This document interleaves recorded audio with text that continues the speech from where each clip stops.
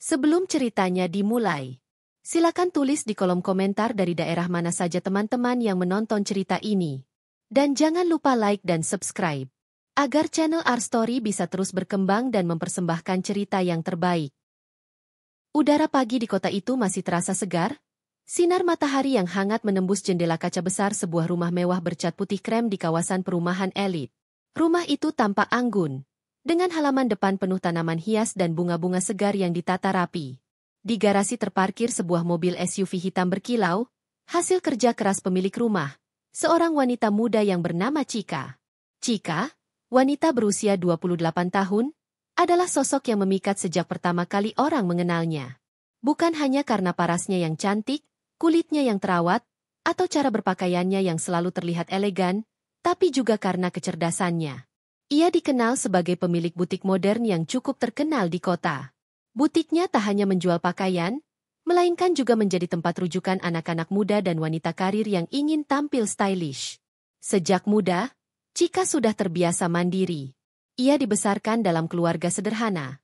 Ayahnya seorang guru, ibunya pedagang kecil di pasar. Chika belajar bahwa hidup tidak akan memberi jalan mudah kecuali kita berusaha sendiri. Itulah mengapa ia rajin, tidak kenal lelah, dan berani mengambil risiko. Setelah lulus kuliah jurusan manajemen, ia merintis bisnis kecil-kecilan dengan modal tabungan. Usahanya sempat jatuh bangun, namun kerja kerasnya akhirnya berbuah manis. Meski sudah sukses, Chika tidak pernah melupakan jati dirinya. Ia tetap sederhana, ramah, dan penyayang. Semua karyawan butiknya merasa dihargai olehnya. Bahkan banyak pelanggan yang akhirnya menjadi sahabat dekatnya karena kagum dengan sikap rendah hatinya. Di balik kesuksesan itu, ada satu sosok pria yang pernah membuatnya rela membuka hati, Bimo. Bimo adalah suaminya. Usianya hanya terpaut 2 tahun darinya, 30 tahun. Secara fisik, Bimo memang menarik. Tinggi, berwajah tampan, kulit sawo matang dengan senyum yang menawan. Di masa kuliah dulu, ia terkenal sebagai pria populer. Namun, di balik pesonanya, Bimo tidak sekuat itu dalam hal kerja keras. Ia lebih sering santai, hidup dari bantuan orang lain, dan tidak terlalu punya ambisi. Saat pertama kali bertemu, Chika terpikat dengan perhatian dan kelembutan Bimo. Bimo pandai berbicara manis, membuat wanita merasa istimewa. Chika yang kala itu masih sibuk merintis usaha, merasa menemukan sandaran hati dalam diri Bimo. Mereka pun menikah setelah 2 tahun berpacaran. Namun, setelah menikah, kenyataan tak seindah bayangan. Bimo ternyata sulit mendapatkan pekerjaan tetap.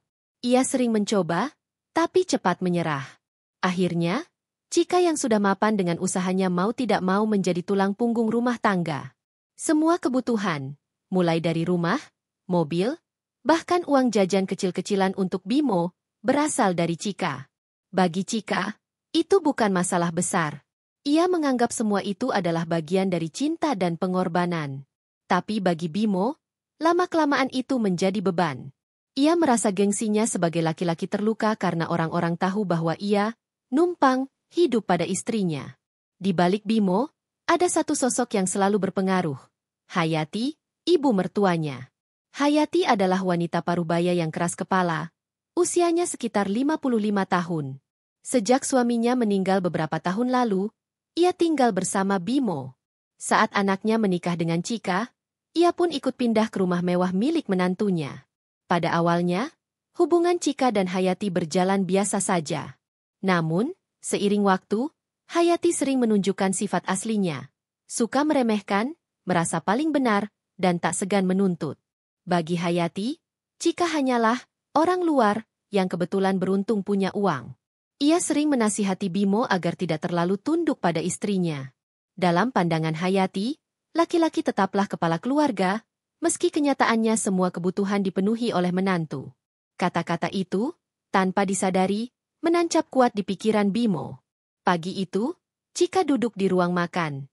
Ia mengenakan blus putih sederhana dengan celana kain krem. Rambutnya diikat rapi ke belakang, wajahnya dihiasi make-up tipis. Di hadapannya ada secangkir kopi hangat dan beberapa roti panggang. Ia sedang membaca laporan penjualan butik yang baru saja dikirim oleh manajernya melalui email. Sementara itu, Bimo baru turun dari kamar. Ia masih mengenakan kaos oblong dan celana pendek. Rambutnya sedikit acak-acakan. Dengan langkah santai, ia langsung duduk di kursi meja makan tanpa menyapa istrinya terlebih dahulu. "Pagi," ucap Cika lembut sambil tersenyum, meski matanya masih fokus pada laptop. "Pagi," jawab Bimo singkat, lalu langsung mengambil roti dan memakannya. Tak lama kemudian, Hayati ikut bergabung. Ia mengenakan daster bermotif bunga, rambutnya digelung seadanya. Wajahnya masih terlihat segar meski sudah berumur. Ia menatap menantunya sekilas, lalu duduk di sebelah Bimo. "Cika, aku lihat kamu makin sibuk saja belakangan ini. Tapi jangan lupa ya, istri itu tugas utamanya melayani suami.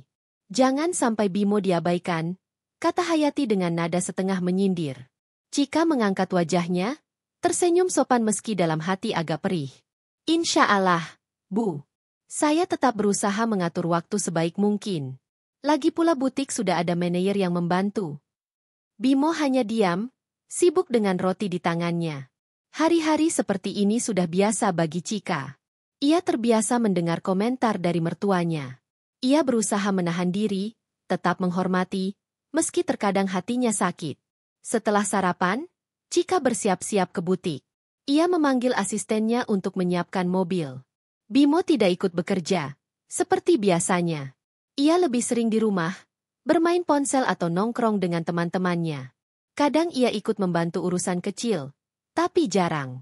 Dalam perjalanan menuju butik, Cika sering termenung. Ia mencintai Bimo, tapi ia tahu ada ketimpangan besar dalam rumah tangganya. Ia sering bertanya pada diri sendiri, sampai kapan ia bisa bertahan? Namun, setiap kali pertanyaan itu muncul, ia mengingat masa-masa indah saat Bimo melamarnya dulu. Senyum tulus Bimo, janji-janji manisnya untuk selalu melindungi dan mencintainya. Hati Cika luluh setiap kali mengingat itu. Maka, meski lelah, ia tetap berusaha menjaga rumah tangganya. Hari-hari terus berjalan. Kehidupan tampak normal di permukaan. Namun, di balik senyum Cika, ada luka yang diam-diam ia pendam. Luka yang suatu saat akan meledak dan mengubah segalanya. Hari berganti minggu, minggu berganti bulan. Rumah mewah di kawasan elit itu tetap berdiri anggun. Namun suasananya tak selalu seindah tampak luar. Bagi orang-orang di sekitar, keluarga kecil Cika dan Bimo tampak sempurna. Mereka tinggal di rumah megah, punya mobil, dan tampak hidup berkecukupan. Namun di balik itu, ada cerita yang hanya diketahui oleh penghuni rumah tersebut. Pagi itu, suara Hayati terdengar lantang dari dapur. Ia sedang menyiapkan sarapan sambil mengomel. "Bimo, kamu itu sudah besar. Masa masih saja diam di rumah? Laki-laki itu harus kerja. Jangan cuma numpang makan dari istri. Malu kalau orang-orang tahu." Cika yang baru turun dari kamar sempat mendengar kata-kata itu. Ia terdiam di tangga, lalu menarik napas panjang. Hatinya terasa perih. Karena kenyataan yang diucapkan Hayati memang benar adanya. Tetapi mengapa harus diulang-ulang seolah ingin mempermalukan anaknya sendiri, sekaligus dirinya sebagai menantu? Tak lama kemudian, Bimo muncul dari ruang tengah sambil menguap lebar. Ia hanya mengenakan kaos longgar dan celana pendek. Dengan malas ia berjalan ke arah dapur. "Iya, Bu, nanti juga kerja. Cuma belum ada yang cocok aja. Lagian aku kan masih bantu-bantu urusan rumah." Hayati mendengus. "Urusan rumah? Itu kan sudah banyak dibantu pembantu. Kamu pikir dengan main game dan nongkrong sama teman-teman itu namanya kerja? Jangan-jangan kamu sudah terlalu enak hidup sama Cika. Semua ada, semua lengkap, jadi kamu nggak perlu banting tulang." Bimo terdiam, wajahnya merah karena malu sekaligus kesal. Ia tahu ibunya ada benarnya, tapi gengsinya tinggi. Ia tak mau terlihat lemah. Cika yang mendengar percakapan itu akhirnya masuk ke dapur, mencoba mencairkan suasana. "Bu, jangan keras-keras sama Bimo. Dia masih berusaha, kan? Semua orang butuh waktu. Insya Allah nanti ada jalan." Hayati menoleh dengan tatapan sinis. "Kamu ini ya, Cika, terlalu membela. Aku ngomong begini bukan buat menjatuhkan Bimo, tapi biar dia sadar. Jangan sampai nanti orang-orang bilang dia laki-laki tak berguna yang hanya hidup dari istri." Cika tersenyum kaku. "Saya paham maksud ibu. Tapi biar pelan-pelan saja. Saya yakin Bimo bisa kok." Bimo diam saja, tidak membalas. Namun dalam hatinya, kata-kata ibunya dan sikap membela dari Chika justru menambah rasa rendah dirinya. Ia merasa seperti anak kecil yang harus dibela oleh istrinya. Itu membuat egonya semakin terluka. Perbedaan pandangan. Hari demi hari, perbedaan pandangan antara Chika dan Bimo semakin nyata. Chika berangkat pagi, pulang sore, sibuk mengurus butik yang terus berkembang. Ia sering mendapat undangan acara fashion, seminar bisnis, dan kerjasama dengan brand lain. Hidupnya penuh kesibukan positif. Sedangkan Bimo lebih sering menghabiskan waktu di rumah atau nongkrong bersama teman-temannya. Ia memang beberapa kali mencoba ikut usaha kecil, tetapi selalu berhenti di tengah jalan karena merasa tidak cocok. Suatu sore, saat Chika baru pulang kerja, ia mendapati Bimo sedang duduk di teras sambil merokok. Wajahnya tampak murung. "Kamu kenapa, Bi?" tanya Chika lembut sambil meletakkan tasnya di sofa teras. Bimo menghela napas. "Aku capek, Cik. Capek dengar omongan orang. Mereka bilang aku laki-laki nggak berguna. Semua bilang aku cuma numpang hidup dari kamu." Chika terdiam, lalu menggenggam tangan suaminya. "Jangan dengerin omongan orang. Kita yang jalanin hidup ini, bukan mereka. Selama kamu berusaha dan niatnya baik, aku pasti dukung." Bimo menatap Chika, tapi dalam hatinya masih ada rasa getir. "Tapi kenyataannya memang begitu, Cik. Aku nggak punya apa-apa. Rumah ini, mobil ini, semua dari kamu. Aku bahkan nggak bisa banggain diriku sendiri di depan teman-temanku. Malu rasanya." Chika tersenyum hangat. "Bimo, aku nggak pernah lihat kamu sebagai orang gagal. Bagiku kamu tetap suami yang aku cintai. Kita kan pasangan, harus saling dukung. Jangan pikir soal siapa yang lebih. Ini semua milik kita bersama." Meski kata-kata Chika terdengar tulus, Bimo tetap merasa tertekan. Di hatinya, gengsi sebagai laki-laki terusik. Ia ingin membuktikan diri, tapi tak punya jalan. Hayati mulai ikut campur. Suatu malam, Hayati mendatangi kamar Bimo saat Chika sedang mandi. Ia duduk di tepi ranjang, lalu menatap anaknya dengan serius. "Bimo, dengar kata ibu. Kamu nggak boleh terus-terusan begini. Laki-laki itu harus pegang kendali. Jangan biarkan istrimu mengatur semua. Kalau dari awal kamu kalah, nanti seumur hidup kamu diinjak-injak." Bimo menunduk. "Tapi Bu, semua fasilitas dari dia. Aku bisa apa?" Hayati mendekat, menggenggam tangan anaknya. "Kamu bisa, Nak. Ingat, kamu laki-laki. Chika itu memang punya uang, tapi dia tetap perempuan. Kalau kamu terlalu nurut, lama-lama dia nggak akan hormat sama kamu. Kamu harus tunjukkan kalau kamu kepala keluarga." Ucapan itu menancap dalam benak Bimo. Sejak saat itu, ia mulai berubah. Ia mulai menuntut lebih banyak kepada Chika. Tuntutan yang muncul. Besoknya, saat makan malam bersama, Bimo mendadak berbicara. "Cik, mulai bulan depan aku yang pegang keuangan rumah ya. Jadi semua pemasukan masuk ke aku, nanti aku yang atur." Chika terkejut. "Loh, kenapa tiba-tiba begitu? Bukannya selama ini keuangan udah lancar? Aku juga selalu transparan kok sama kamu." "Aku tahu. Tapi aku nggak mau terus-terusan kelihatan kayak laki-laki nggak berguna. Aku harus pegang kendali. Kamu istri, tugasmu nurut sama aku." Hayati yang duduk di meja makan langsung menimpali. "Betul. Laki-laki itu harus memimpin. Jangan sampai kamu yang kerja keras tapi kamu juga yang atur. Itu bikin anakku malu, Cik." Chika menatap keduanya. Ia merasa ditusuk. Di satu sisi ia ingin menjaga harga diri suaminya. Tapi di sisi lain ia takut semua hasil kerja kerasnya hancur jika jatuh ke tangan orang yang tidak bijak. Dengan hati-hati ia berkata, "Aku bukan gak percaya sama Bimo, tapi semua aset ini kan bukan kecil. Kalau salah kelola bisa bahaya. Aku bisa bagi, sebagian kamu pegang, sebagian lagi aku atur untuk bisnis." Namun Bimo langsung marah. "Jadi kamu masih gak percaya sama aku? Aku ini suamimu, Cik. Kalau kamu masih ragu, berarti kamu nggak anggap aku kepala keluarga." Suasana meja makan mendadak tegang. Chika hanya bisa menunduk, menahan air mata. Hayati menatapnya dengan tatapan puas, merasa pendapatnya benar. Chika menahan luka. Malam itu, Chika menangis diam-diam di kamarnya. Ia merasa cintanya diuji. Ia sudah berkorban begitu banyak, namun tetap saja dianggap salah. Dalam hatinya, ia berbisik, "Sampai kapan aku bisa bertahan begini?" Namun, setiap kali keraguan muncul, ia teringat janji pernikahan, teringat wajah Bimo saat dulu melamarnya. Itu membuatnya memilih bertahan, meski luka di hatinya semakin dalam. Hari itu hujan turun deras sejak pagi. Suasana rumah mewah Chika terasa dingin dan sepi. Dari balik jendela kaca ruang tamu, butiran hujan menetes perlahan, memantulkan cahaya lampu jalan yang masih menyala karena langit mendung. Chika duduk di sofa dengan selimut tipis menutupi kakinya. Di pangkuannya ada laptop yang masih terbuka, menampilkan laporan bulanan butik. Sejak pukul 7 pagi ia sudah berkutat dengan angka-angka, mencocokkan pengeluaran dan pemasukan. Sesekali ia menghela napas panjang, pundaknya terasa letih. Sementara itu, di kamar atas, Bimo masih tidur pulas. Suara dering ponsel yang nyaring beberapa kali membuat Chika menoleh ke arah tangga, berharap suaminya terbangun. Namun, tak ada tanda-tanda. Jam sudah menunjukkan pukul 9 ketika akhirnya Bimo turun.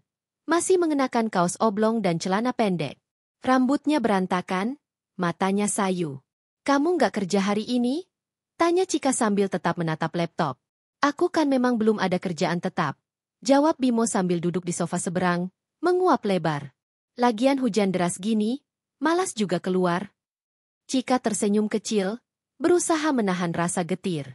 "Aku kira kamu mau coba cari peluang baru. Bukannya kemarin ada teman yang bilang butuh orang bantuin di kantor?" Bimo mengibaskan tangan. "Ah, itu cuma kerjaan kecil. Gajinya juga nggak seberapa. Malu aku kalau sampai harus kerja begituan. Nanti orang-orang kira aku nggak mampu." Chika menutup laptopnya perlahan. Ia menatap suaminya dengan mata berkaca-kaca.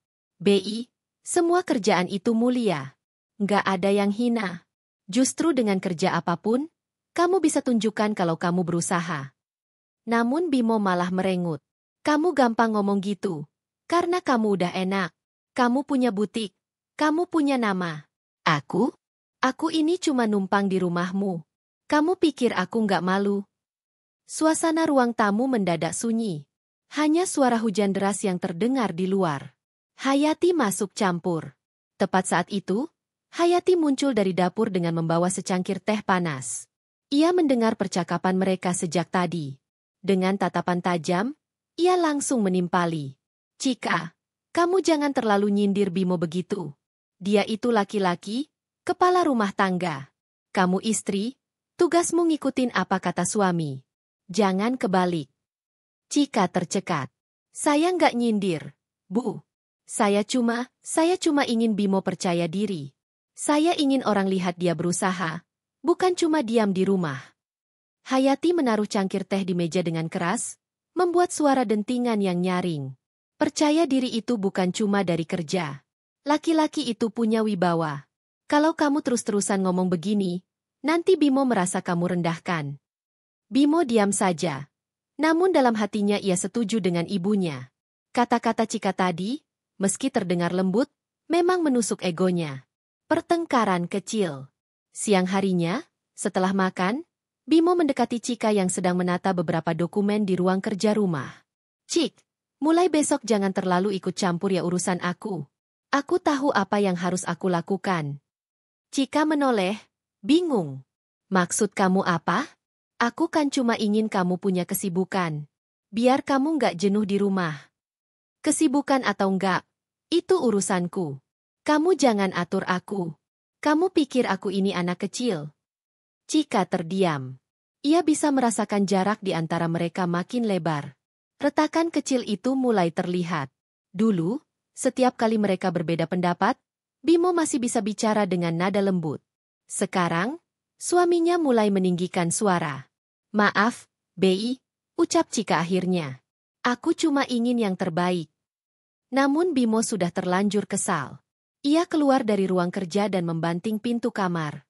Chika duduk terdiam, meremas jemarinya yang gemetar. Di dalam hati, ia berbisik. Kenapa jadi begini? Dulu dia begitu perhatian, begitu sayang. Kenapa sekarang rasanya aku seperti musuhnya sendiri? Malam yang hening. Malam itu, Cika tak bisa tidur. Ia berbaring di sisi ranjang, memandang langit-langit kamar dengan mata sembab. Di sampingnya, Bimo sudah terlelap, mendengkur pelan. Cika mengingat masa-masa awal mereka menikah. Bimo yang selalu menjemputnya pulang kerja. Bimo yang suka memasakkan mie instan tengah malam hanya untuk menemani lembur. Semua terasa indah. Tapi sekarang, semua berubah. Air mata jatuh perlahan di pipinya. Ia merasa sendirian dalam rumah besar itu. Bisikan Hayati. Keesokan harinya, Hayati kembali bicara dengan Bimo saat Cika sedang sibuk menyiapkan berkas untuk rapat. Bimo, kamu jangan biarkan Cika terus-terusan mengatur. Ibu lihat, makin lama dia makin sombong. Semua serba dari dia merasa paling hebat. Jangan sampai kamu kehilangan harga dirimu. Bimo menghela napas berat. Tapi Bu, aku masih belum tahu harus kerja apa. Bukan soal kerja saja. Nak, kamu harus berani ambil alih. Jangan biarkan dia kendalikan keuangan. Ingat, kamu suami.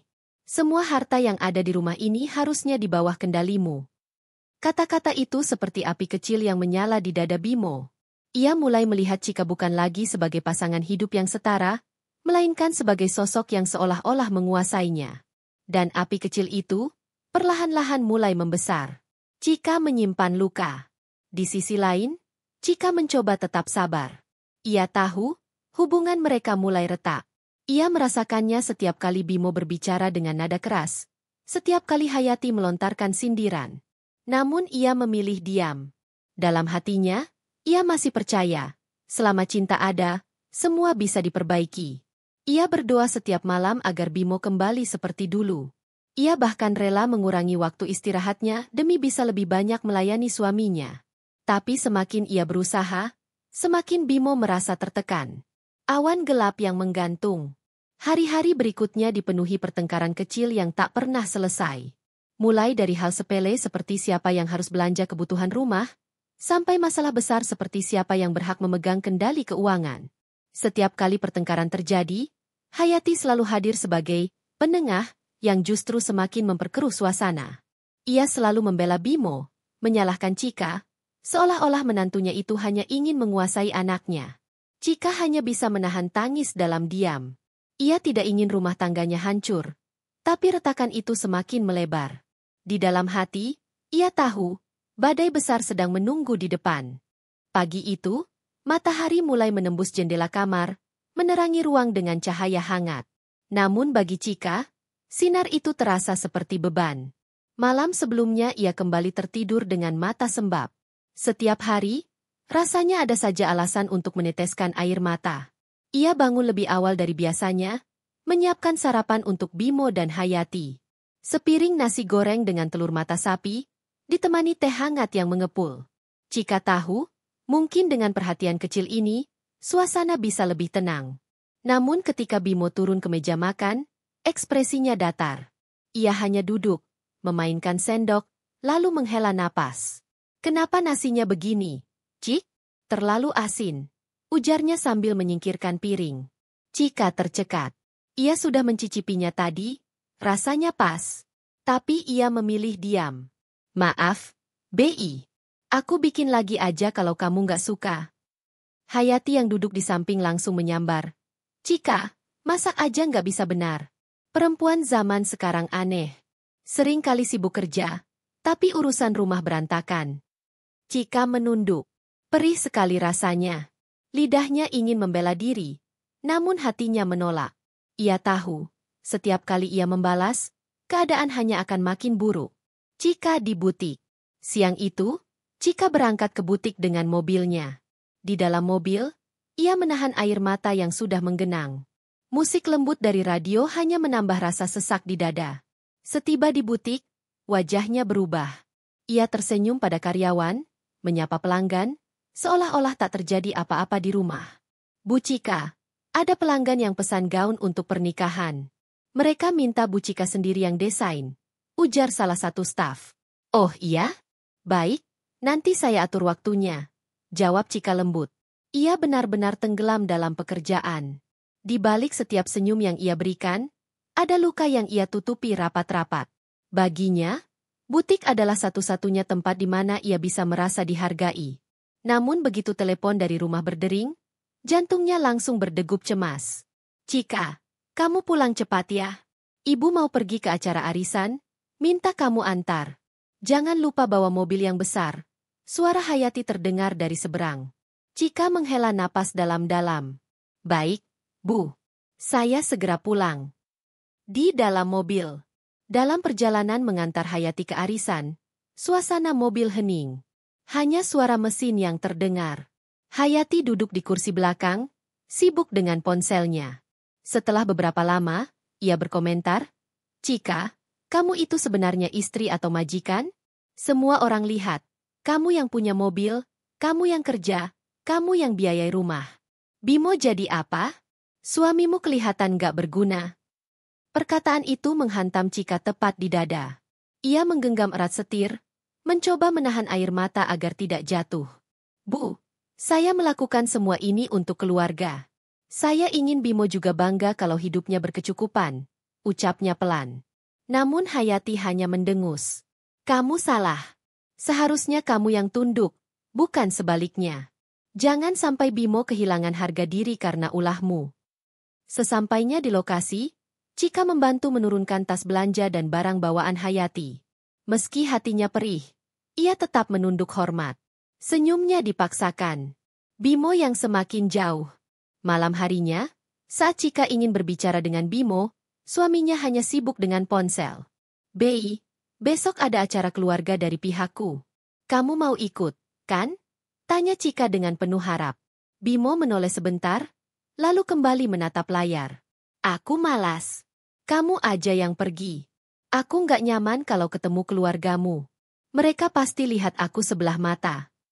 Cika merasa dadanya sesak. Ia tahu Bimo mulai menarik diri. Bei, mereka sayang sama kamu. Mereka nggak pernah. Sudahlah, Cik, potong Bimo dengan nada tinggi. Jangan paksa aku. Aku muak selalu dibanding-bandingkan. Kamu pikir aku nggak tahu? Mereka semua lihat aku cuma numpang. Kata-kata itu menusuk hati Cika. Air matanya jatuh tanpa bisa ditahan. Tapi ia segera memalingkan wajah, agar Bimo tak melihat.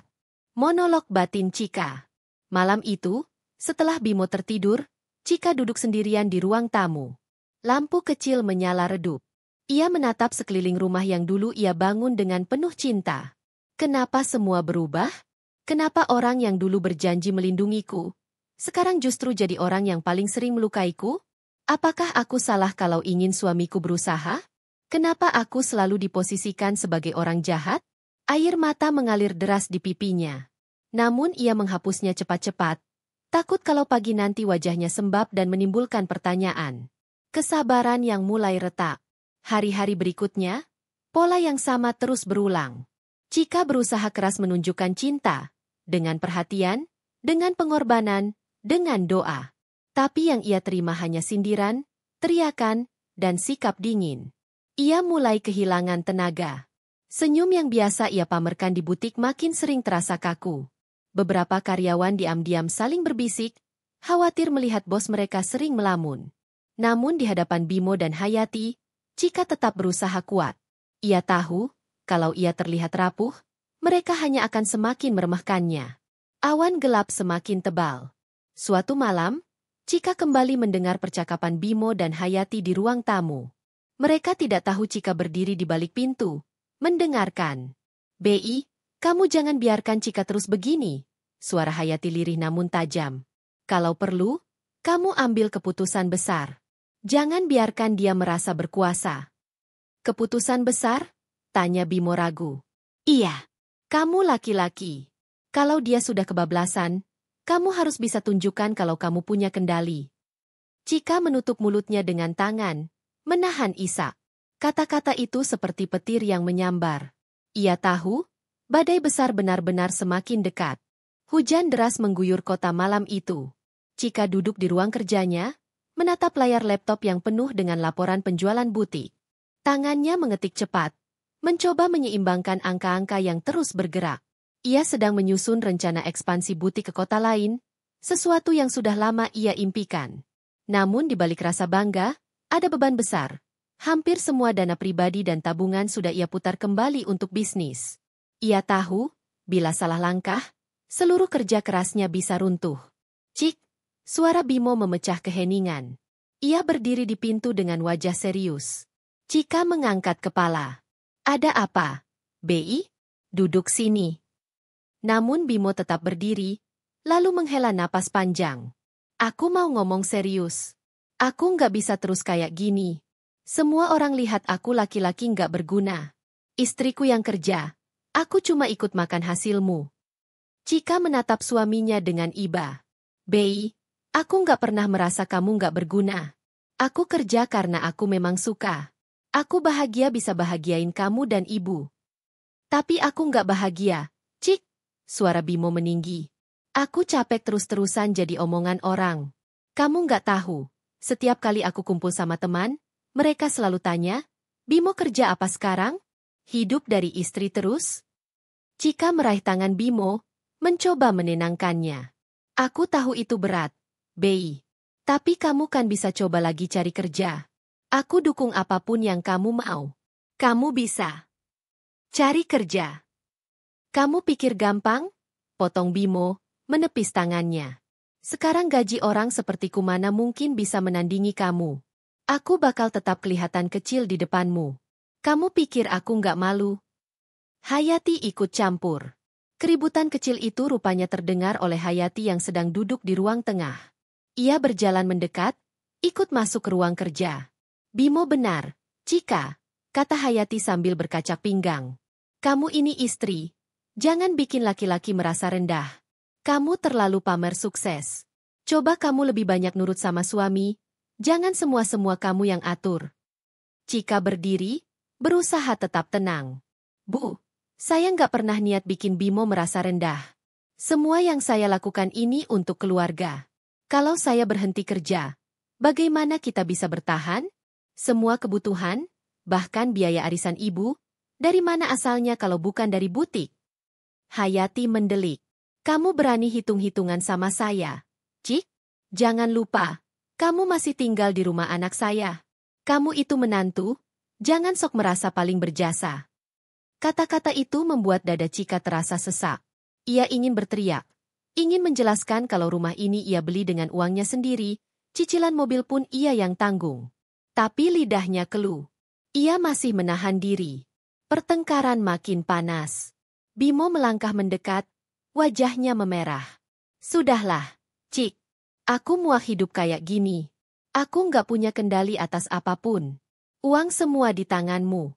Aku laki-laki, tapi rasanya kayak cuma jadi tamu di rumah sendiri. Cika menatapnya dengan mata berkaca-kaca. Bimo, aku pegang uang bukan karena aku nggak percaya sama kamu.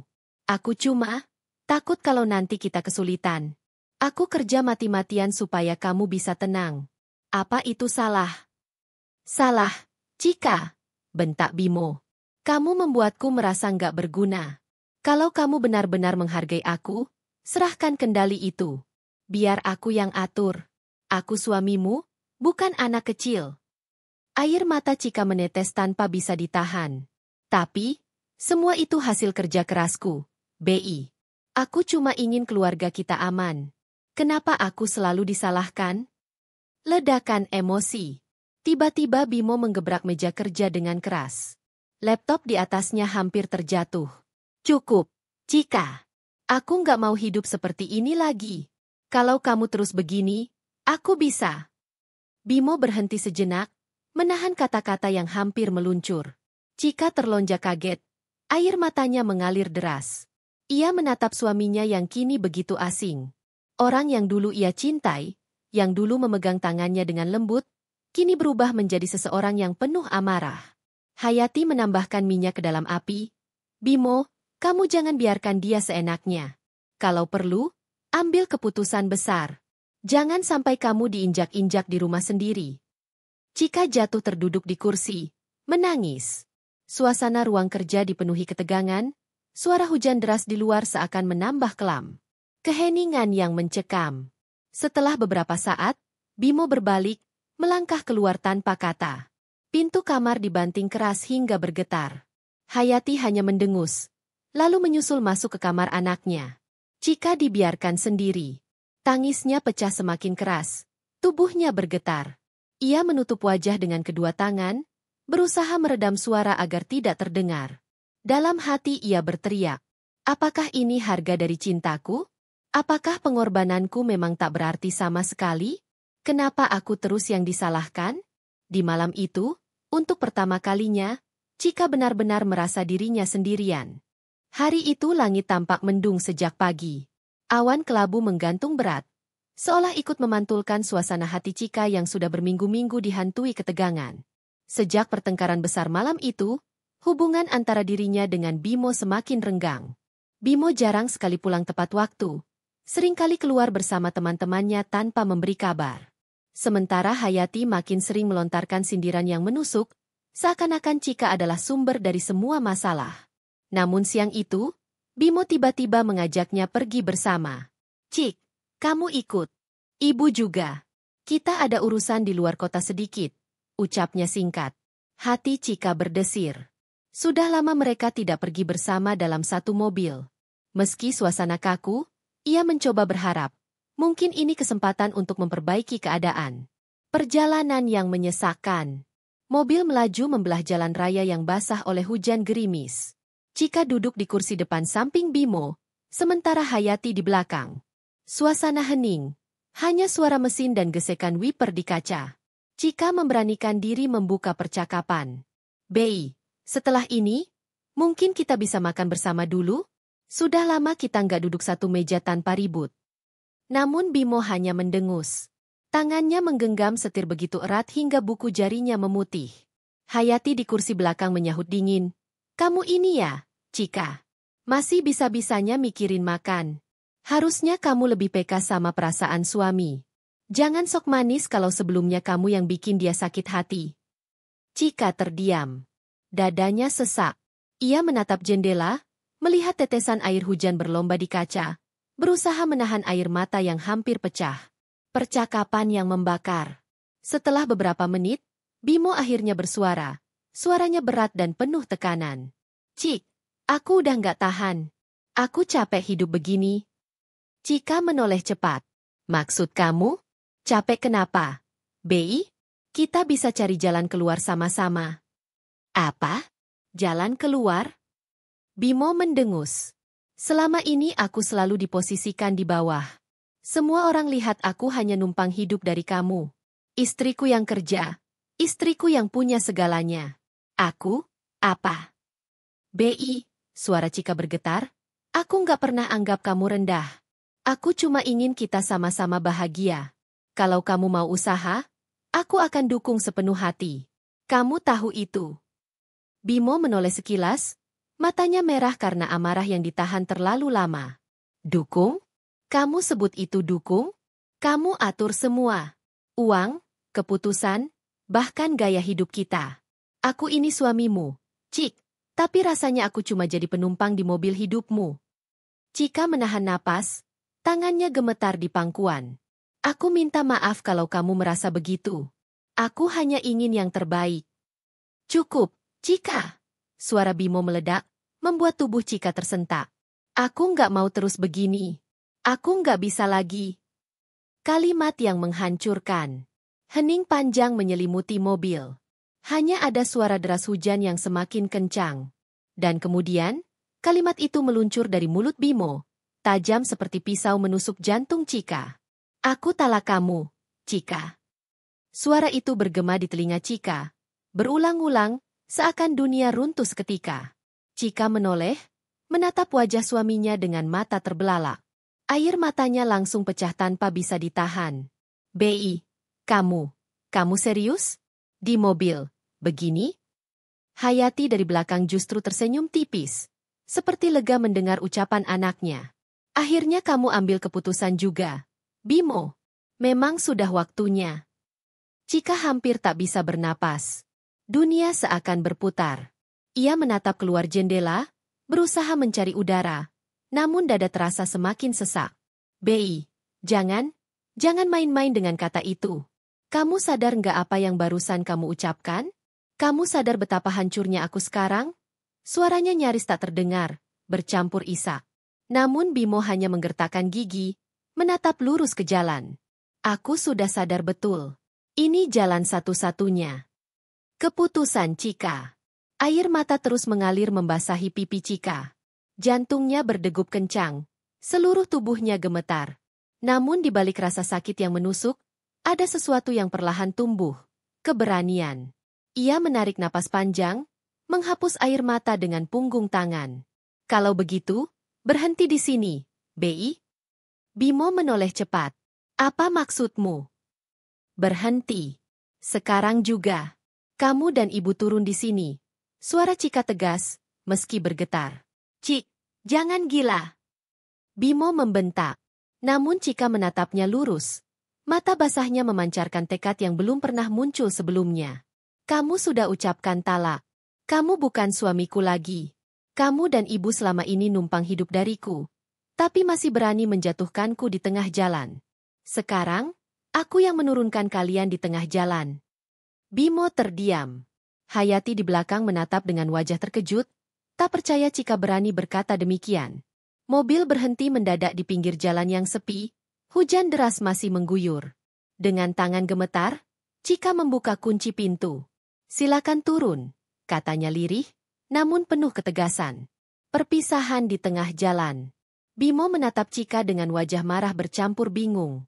Hayati mengomel tak henti. Cika, kamu sudah keterlaluan. Anak saya kamu usir begitu saja? Namun Cika hanya memejamkan mata, menahan perih yang seakan menghancurkan seluruh jiwanya. Aku sudah terlalu banyak menahan sakit. Kali ini, aku ingin kalian merasakannya juga. Dengan langkah kasar, Bimo akhirnya membuka pintu dan keluar, diikuti oleh Hayati yang masih memaki-maki. Hujan deras langsung membasahi tubuh mereka. Cika menggenggam erat setir, tangannya dingin dan gemetar. Saat pintu tertutup, ia menekan pedal gas, melaju kencang meninggalkan mereka di belakang. Air matanya kembali pecah. Jalan di depannya buram oleh hujan dan tangisan. Tapi untuk pertama kalinya, meski penuh luka, ia merasa sedikit lega karena telah memilih dirinya sendiri. Hujan masih belum reda ketika Cika sampai di rumah. Tangannya gemetar saat mematikan mesin mobil. Ia duduk lama di kursi pengemudi, pandangannya kosong menembus kaca depan yang buram oleh air. Tadi, benar-benar terjadi. Kata-kata yang selama ini paling ia takuti telah diucapkan oleh suaminya sendiri. Talak. Tubuhnya serasa lemas, tulangnya tak lagi mampu menopang. Setelah menarik napas panjang, ia memaksa turun, membuka pintu rumah yang sepi. Begitu masuk, aroma ruangan itu menyambutnya. Aroma yang biasanya terasa hangat, kini justru terasa dingin dan asing. Sunyi yang menikam. Biasanya, ia akan mendengar suara Hayati yang cerewet di ruang tengah, atau langkah Bimo yang berjalan mondar-mandir sambil menelepon teman. Tapi kini, hanya keheningan. Cika menjatuhkan tubuhnya di sofa, wajahnya terkubur dalam kedua telapak tangan. Tangisnya pecah tanpa bisa ditahan lagi. Kenapa harus begini? Kenapa semua berakhir begini? Bisiknya lirih. Air matanya membasahi sofa. Setiap helaan napas terasa berat. Ia mencoba mengatur pikirannya, tapi bayangan saat Bimo mengucapkan talak terus terngiang, seolah suara itu menempel di dinding-dinding rumah. Kenangan yang membakar. Pandangannya jatuh pada bingkai foto pernikahan yang tergantung di ruang tamu. Ia berdiri, melangkah pelan mendekat, lalu menyentuh permukaan kaca foto itu dengan jari yang gemetar. Di sana, dirinya tampak tersenyum bahagia di samping Bimo. Gaun pengantin putihnya berkilau, Bimo mengenakan jas hitam dengan senyum yang kala itu terasa begitu tulus. Ingatannya melayang pada hari itu. Bimo menatapnya penuh janji, berkata, "Aku akan jaga kamu seumur hidup, Cika. Aku nggak akan pernah biarin kamu nangis sendirian." Air matanya jatuh semakin deras. Janji itu kini terasa seperti pisau yang menusuk-nusuk dadanya. Janji apa ini, Bi? Cika berbisik. Kenapa kamu tega menghancurkannya sendiri? Malam tanpa cahaya. Waktu berjalan lambat. Senja berubah menjadi malam, namun lampu-lampu rumah tetap padam. Cika hanya duduk di ruang tamu, memeluk bantal erat-erat. Perutnya lapar, tapi ia tak sanggup menelan apapun. Kepalanya pusing, namun mata tak bisa terpejam. Di luar, hujan sudah reda, berganti suara jangkrik dan angin malam. Tetapi kesunyian di dalam rumah terasa lebih bising daripada suara apapun.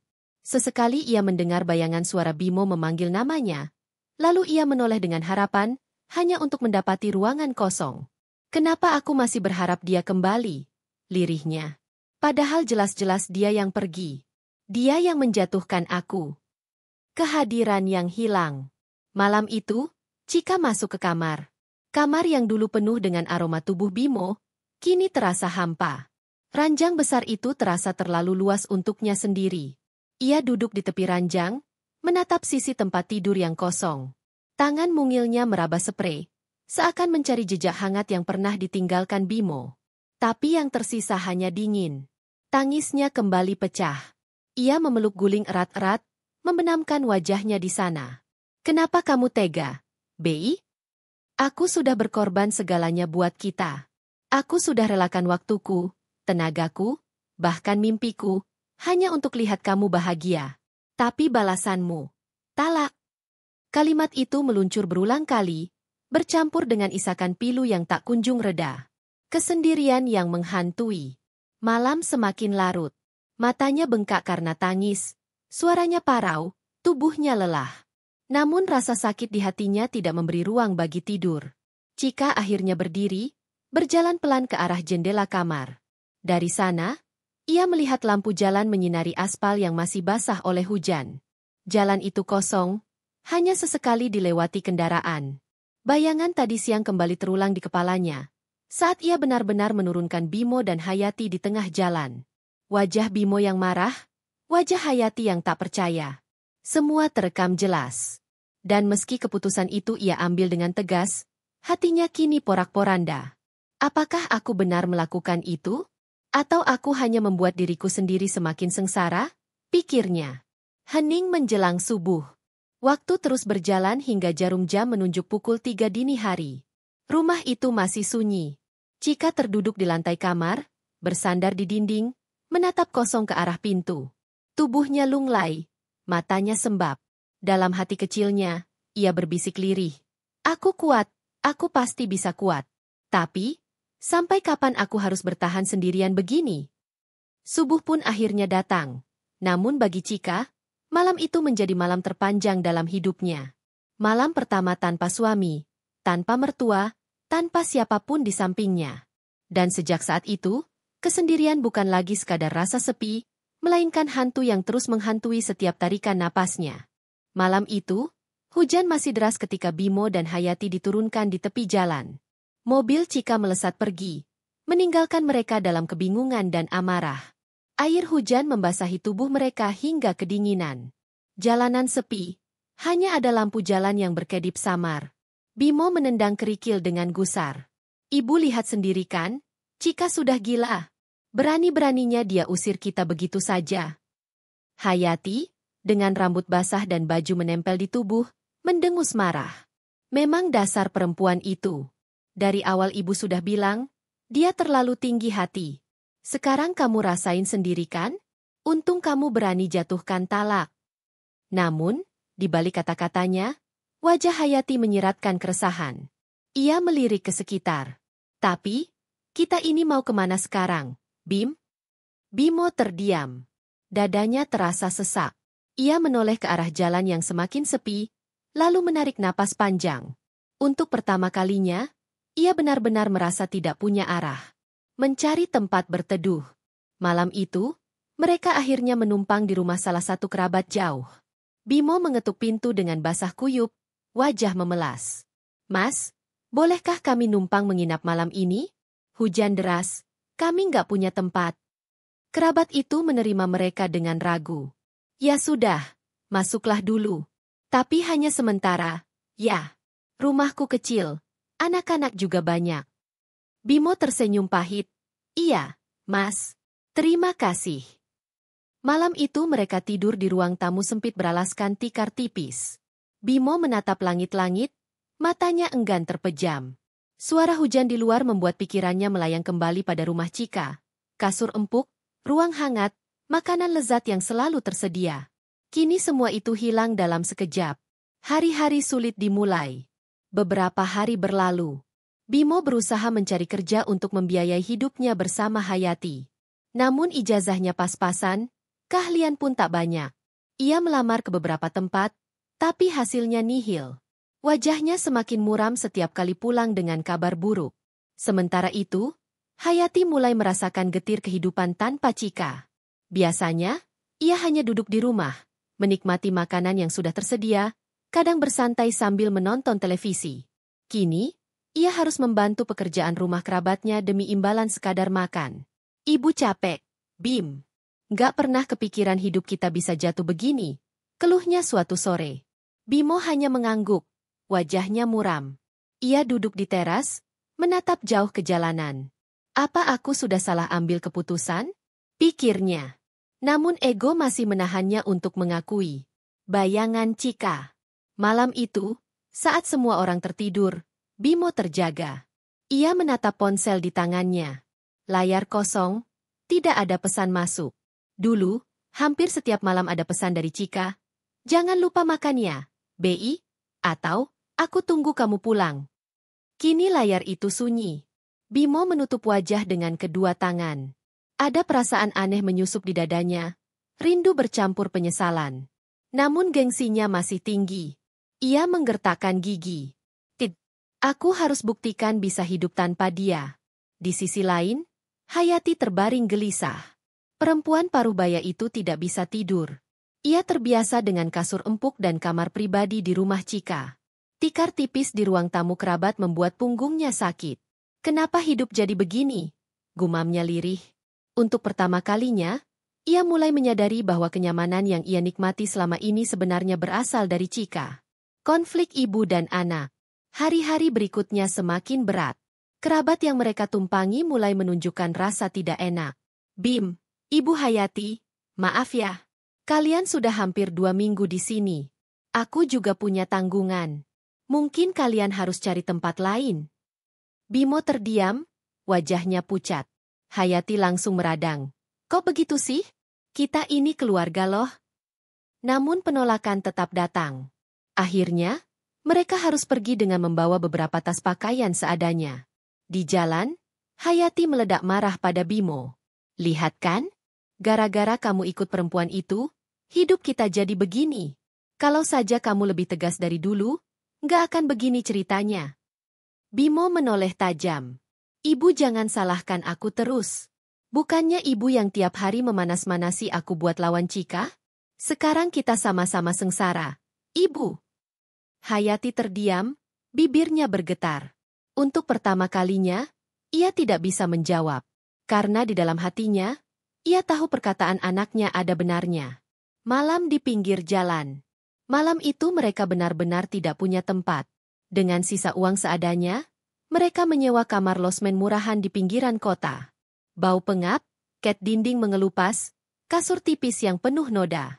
Hayati duduk di tepi ranjang, menangis pelan. Ya Allah, apa salah kami sampai harus merasakan ini semua? Bimo terdiam lama, lalu akhirnya bersuara lirih. Mungkin, ini karma, Bu. Hayati menoleh, terkejut. Karma? Maksudmu? Bimo menatap langit-langit kamar, matanya berkaca-kaca. Selama ini kita hidup enak dari Chika. Dia yang kerja, dia yang kasih segalanya. Tapi apa balasan kita? Aku abaikan dia, ibu hina dia. Sekarang, kita yang jatuh. Hayati tercekat. Kata-kata itu menampar batinnya. Hatinya mulai diliputi rasa bersalah yang selama ini ia tolak untuk akui. Awal penyesalan. Beberapa hari kemudian, keadaan semakin sulit. Uang menipis, pekerjaan tetap belum didapat. Losmen murahan itu pun tidak bisa lama mereka tinggali. Di satu sore yang muram, Bimo duduk di kursi reot di depan losmen, menatap kosong ke jalan. Wajahnya tirus, matanya cekung. Hayati di dalam kamar terbatuk-batuk karena kelelahan. Dalam hati Bimo berbisik, Chika, apa kamu masih ingat aku? Apa kamu baik-baik saja tanpaku? Air mata perlahan turun di pipinya. Untuk pertama kalinya, ia benar-benar mengakui, hidup tanpa Chika adalah bencana besar. Dan penyesalan itu mulai menumbuhkan rasa ingin kembali. Meski entah apakah Chika masih mau membuka pintu. Sudah hampir 2 minggu sejak kata-kata talak itu meluncur dari bibir Bimo. 2 minggu pula Cika melewati hari-harinya dalam kesunyian yang menusuk. Air mata sudah tak terhitung lagi banyaknya. Malam-malam panjang ia habiskan dengan meringkuk di sudut ranjang, bertanya pada diri sendiri, kenapa harus aku yang dikhianati? Namun, perlahan, sesuatu dalam dirinya berubah. Dari luka menjadi kekuatan. Suatu pagi, Cika menatap wajahnya di cermin. Mata sembab, wajah pucat, rambut berantakan. Apakah aku mau terus begini? Hancur, sendirian, sementara mereka mungkin hidup tenang di luar sana? Gumamnya. Ia mengusap air mata, lalu menatap dirinya lebih dalam. Saat itulah ia sadar, selama ini dialah yang menopang hidup Bimo dan ibunya. Tanpa dirinya, mereka bukan siapa-siapa. Tangan Cika mengepal. Kalau mereka pikir aku akan jatuh, mereka salah besar. Aku yang akan berdiri lebih tinggi dari mereka. Rutinitas baru. Hari itu, Cika memutuskan membersihkan rumah. Sapu ia ayunkan dengan kuat, seakan menyapu habis sisa-sisa kesedihan. Foto pernikahan yang dulu menghantui pandangannya, ia turunkan dari dinding. Ia simpan dalam kotak, lalu meletakkannya di gudang. Mulai hari ini, aku hidup untuk diriku sendiri, bukan untuk mereka. Perlahan, Cika kembali ke rutinitas. Ia berangkat kerja dengan wajah tegas, tidak lagi murung seperti sebelumnya. Rekan-rekannya heran melihat perubahan itu. "Cik, kamu kelihatan beda ya. Lebih kuat," komentar seorang teman kantor. Cika hanya tersenyum tipis. "Aku belajar, orang yang benar-benar bisa diandalkan hanyalah diri sendiri." Bayangan balas dendam. Meski terlihat tegar, di dalam hati Cika masih menyimpan luka. Dan luka itu menumbuhkan satu hal lain, keinginan untuk membalas. Ia teringat bagaimana Bimo dan Hayati memperlakukannya. Dihina, disepelekan, bahkan dikhianati setelah ia memberi segalanya. Malam itu, duduk di ruang kerja kecilnya, Cika menatap layar laptop. Tangannya mengetik cepat, menyusun rencana demi rencana. Aku tidak akan mengejar mereka. Aku tidak akan merendahkan diri. Tapi aku akan buktikan, hidupku akan jauh lebih baik tanpa mereka. Dan biarlah mereka melihat dari kejauhan, menyesal seumur hidup. Lingkaran dukungan baru. Di tengah tekad barunya, Cika mulai membuka diri pada beberapa teman lama yang dulu sempat ia jauhi karena sibuk mengurus rumah tangga. Sore itu, ia bertemu Dina, sahabat kuliahnya, di sebuah kafe. "Cik, aku kaget dengar kabar kamu. Tapi lihat kamu sekarang, aku bangga. Kamu kuat banget," ucap Dina sambil menggenggam tangan Cika. Cika tersenyum, meski matanya berkaca-kaca. "Aku harus kuat, Din. Kalau aku jatuh, nggak ada lagi yang akan bangkitin aku." Percakapan itu membuat hatinya hangat. Untuk pertama kalinya sejak ditinggal, ia merasa tidak sendirian. Ada orang yang benar-benar peduli tanpa pamrih. Menatap masa depan. Malam itu, sebelum tidur, Cika duduk di meja kerja dengan buku catatan di tangannya. Ia menulis daftar mimpi yang dulu ia kubur demi keluarga kecilnya. Melanjutkan kursus manajemen bisnis. Menabung untuk buka usaha sendiri. Traveling ke luar negeri, meski hanya sekali. Hidup mandiri tanpa bergantung pada siapapun. Ia menatap daftar itu lama-lama, lalu tersenyum kecil. "Aku akan wujudkan ini semua. Dan saat hari itu tiba, mereka akan melihat, aku lebih bahagia tanpa mereka." Rasa rindu yang masih ada. Namun, meski tekadnya semakin kuat, Cika tidak bisa membohongi hatinya. Sesekali bayangan Bimo masih datang. Senyum hangatnya, janji-janjinya. Saat itu, dadanya kembali perih. "Aku mencintaimu, Bi, tapi cintamu yang menghancurkan aku. Dan karena itu, aku harus melepaskanmu." Air mata kembali jatuh. Tapi kali ini, air mata itu bukan lagi tanda kelemahan. Melainkan tanda perpisahan, melepaskan luka agar bisa melangkah lebih jauh. Simbol kebangkitan. Esok paginya, Cika berdiri di depan lemari pakaiannya. Ia memilih baju kerja dengan warna cerah, sesuatu yang jarang ia lakukan. Ia merias wajahnya sederhana tapi tegas, lalu menatap cermin. Di sana, ia melihat sosok baru. Bukan lagi Cika yang rapuh, melainkan Cika yang siap menghadapi dunia. Selamat tinggal masa lalu. Aku akan berjalan ke depan. Ia tersenyum tipis pada bayangannya sendiri, lalu melangkah keluar rumah dengan kepala tegak. Hampir sebulan berlalu sejak Chika ditinggalkan. Waktu yang singkat, tapi cukup untuk mengubah banyak hal. Chika kini tampak berbeda. Raut wajahnya lebih segar, langkahnya lebih mantap. Ia mulai serius mengikuti kursus manajemen bisnis sepulang kerja, belajar hal-hal yang selama ini ia abaikan. Di sisi lain, Bimo dan Hayati semakin terjerat dalam penderitaan. Losmen murah yang mereka tempati pun tak sanggup lagi mereka bayar. Kini, mereka menumpang sementara di rumah seorang kenalan lama Bimo, sebuah rumah sempit, jauh dari kata layak. Kebetulan yang menggetarkan. Hari itu, Chika menghadiri seminar bisnis di sebuah hotel berbintang. Ia datang dengan mengenakan blazer biru navy sederhana, rambut terikat rapi. Senyum ramahnya menyapa para peserta lain. Selamat pagi, Bu Chika. Senang akhirnya kita bisa bertemu langsung, ucap seorang pengusaha wanita yang baru dikenalnya. Chika tersenyum sopan. Senang juga bisa belajar banyak di sini. Semoga saya bisa menyerap ilmu sebanyak mungkin. Ia tampak begitu percaya diri. Semua mata seolah menganggapnya sosok mandiri, berkelas, dan penuh potensi. Sementara itu, di luar hotel, Bimo sedang berjalan tergesa. Ia baru saja menghadiri wawancara kerja sebagai staf gudang di sebuah perusahaan kecil tak jauh dari sana. Wajahnya letih, pakaian yang ia kenakan lusuh, dasinya kusut. Saat langkahnya melintas di depan hotel, matanya sekilas menangkap sosok yang amat ia kenal. Hatinya langsung berdegup kencang. Itu, Chika? Pertemuan pertama. Bimo berhenti di trotoar, menatap lekat ke arah pintu masuk hotel. Benar, itu Chika. Mantan istrinya. Perempuan yang pernah ia tinggalkan dengan kejam, kini berdiri tegap di antara orang-orang berkelas.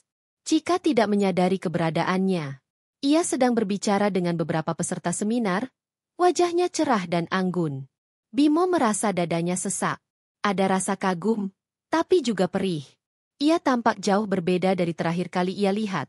Lebih cantik, lebih kuat, lebih hidup. Sementara dirinya, lusuh, terpuruk, tidak punya apa-apa. Bimo ingin menyapa, tapi mulutnya terkunci. Kakinya gemetar. Ia hanya bisa berdiri diam, hingga akhirnya Chika melangkah masuk ke dalam hotel tanpa menoleh sedikit pun. Seolah mereka berasal dari dua dunia yang berbeda. Pertemuan kedua lebih menyakitkan. Beberapa hari setelah itu, takdir kembali mempertemukan mereka. Kali ini, lebih menyakitkan. Chika pulang dari kantor sore hari, membawa belanjaan kecil. Di persimpangan jalan dekat rumahnya, ia melihat dua sosok yang tak asing, Bimo dan Hayati. Mereka duduk di pinggir trotoar, wajah kusam, pakaian berdebu. Hayati tampak batuk-batuk, sementara Bimo berusaha menenangkannya dengan wajah putus asa. Chika berhenti sejenak. Jantungnya berdegup keras.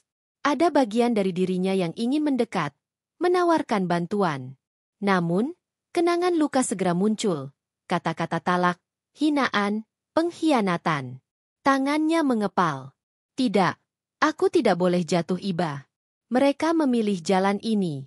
Mereka yang menjatuhkan aku. Dan sekarang, biarlah mereka menanggung akibatnya. Chika kembali melangkah, melewati mereka seolah tidak mengenal. Namun, di belakangnya, Bimo sempat menoleh. Pandangan mereka beradu sebentar. Mata Bimo basah, seakan ingin berkata sesuatu. Tapi Chika hanya menatap dingin, lalu berjalan pergi. Malam yang gelisah. Malam itu, Chika tidak bisa tidur. Bayangan wajah Bimo dan Hayati di pinggir jalan terus menghantui pikirannya. Apakah mereka benar-benar sudah jatuh sejauh itu? Apakah aku terlalu kejam jika membiarkan mereka menderita? Namun, suara lain di dalam hatinya menjawab, bukankah mereka yang lebih dulu kejam padamu? Bukankah mereka yang menendangmu keluar dari rumahmu sendiri? Secara batin, Chika menutup mata, air mata jatuh perlahan. Ya Tuhan, kuatkan aku. Jangan biarkan aku kembali lemah. Bimo mulai retak. Di sisi lain, Bimo semakin tersiksa. Pertemuan singkat dengan Chika di hotel membuat hatinya hancur. Ia melihat betapa Chika kini bersinar tanpa dirinya, sementara hidupnya justru terpuruk.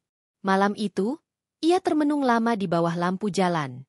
Hayati tidur meringkuk di sebelahnya. Kenapa aku begitu bodoh? Kenapa aku dengarkan amarah ibu? Sampai rela kehilangan Chika. Air mata jatuh di pipinya.